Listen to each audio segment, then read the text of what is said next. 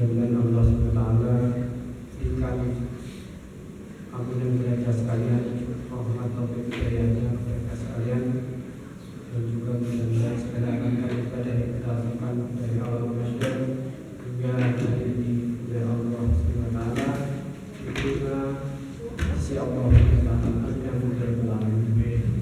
Makanya salam Allah kepada saudara kita, iman kita, kita dan Nabi Muhammad sallallahu alaihi wasallam, serta keluarganya, para sahabatnya, mudah-mudahan kita semua golongan penemuannya pada jam nanti. Tiga kalinya saya tidak panjang lebar, mungkin sudah banyak tausiah dari kita, para ustaz, para santet kita, juga bagaimana kita mengaplikasikan, memaknainya, mengambil pelajaran yang telah para santet kita sampaikan dalam keseharian kita. Saya sedikit bercerita tentang inspirasi salah satu mazhab imam kita, itu Imam Malik. Ketika waktu kecil, Imam Malik ini punya seorang ayah namanya Anas bin Malik. Anas bin Malik adalah seorang sahabat Nabi juga, dan juga hafal beberapa hadis, beberapa bahkan hadisnya juga bisa sahihnya.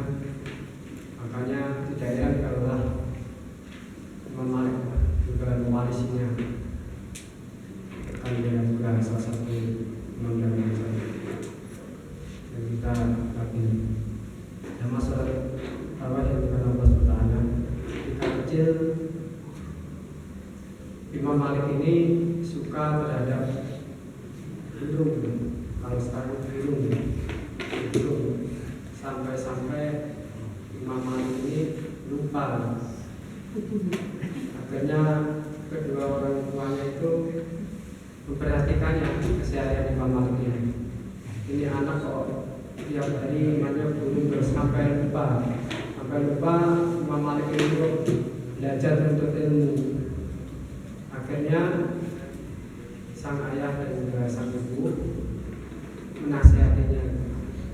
Kalau sekarang bahasanya, nah, kok mainnya kebablasan dan lupa, kan adik punya kewajiban belajar untuk ilmu. Karena Imam Malik ini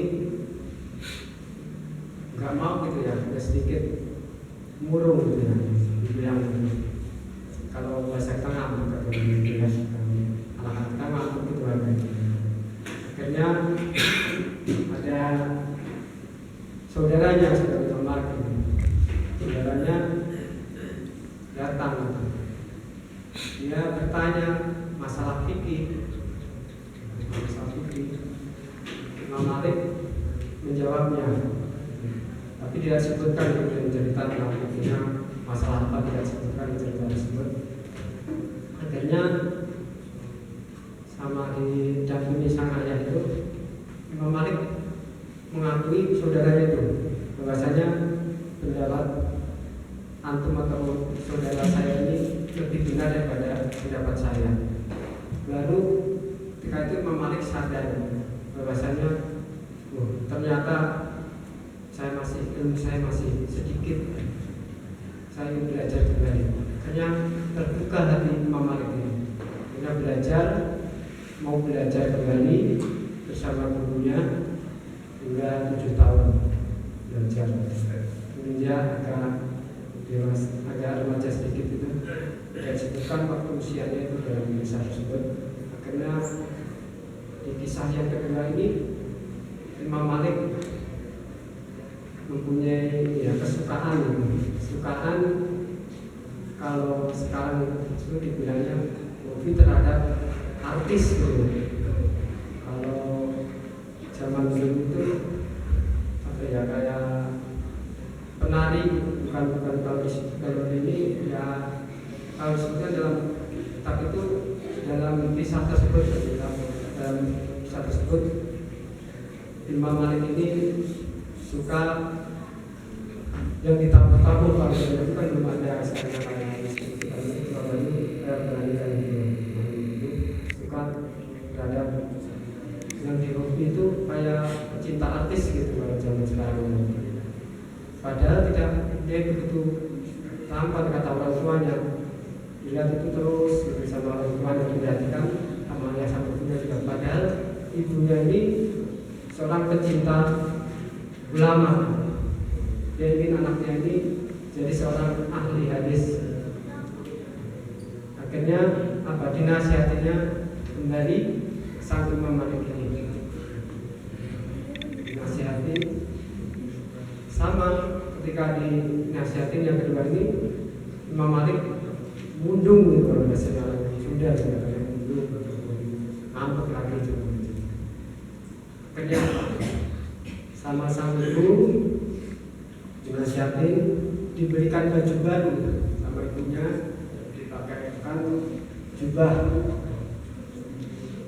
untuk agar supaya semangat lagi di dalam ikut ilmu ini. Kembali dipakaikan baju jubah. Akhirnya alhamdulillah sang Imam Malik ini tersadar kembali. Sang Imam Malik belajar ilmu hingga dewasa dan dikenal sebagai salah satu imam mazhab. Dari blog cerita ini bisa kita ambil pelajaran bahwasanya kita dalam kehidupan kita ini, anak-anak kita dalam didik memang perlu suatu kesabaran bagaimana kita mendidik anak-anak kita. Terlebih ketika anak-anak kita ini beribadah, kita harus memperhatikan bagaimana ketika kita ingin menghadap Allah itu tentunya kita harus rapi pakaiannya, misalnya kalau kita ke masjid ya perhatikan pakaiannya yang bagus agar ketika menghadap Allah itu kan yang kita cintai. Jangan seperti menghadap mau ketemu Pak Presiden aja tidak presiden, mau ketemu Pak Lurah mau undang aja bagus pakai baju bagus. Karena kita mau bertemu dengan Allah SWT, dan kita sendiri harus bisa milih pantasnya saya itu pakaian yang apa yang rapi, harus suci bersih. Ini salah satu pelajaran bagi kita. Dengan itu, selama ini kalau kita perhatikan bagaimana dengan seadanya gitu, hanya berapa ini perlu pelajaran bagi kita semua, diri saya pribadi, bahwasanya kita semua mempunyai seorang anak, harus kita didik. Belajar kita bersama dari blog cerita ini, agar supaya dengan paling tidak ada nilainya. Jadi bukan sebuah identitas kita pakai baju koko, tetapi tingkah laku kita, yang kalau kita pakai sarung, pakai peci, tapi tidak mencerminkan itu adab yang Islam yang bagus, yang benar dikalahi, akhlaknya yang benar.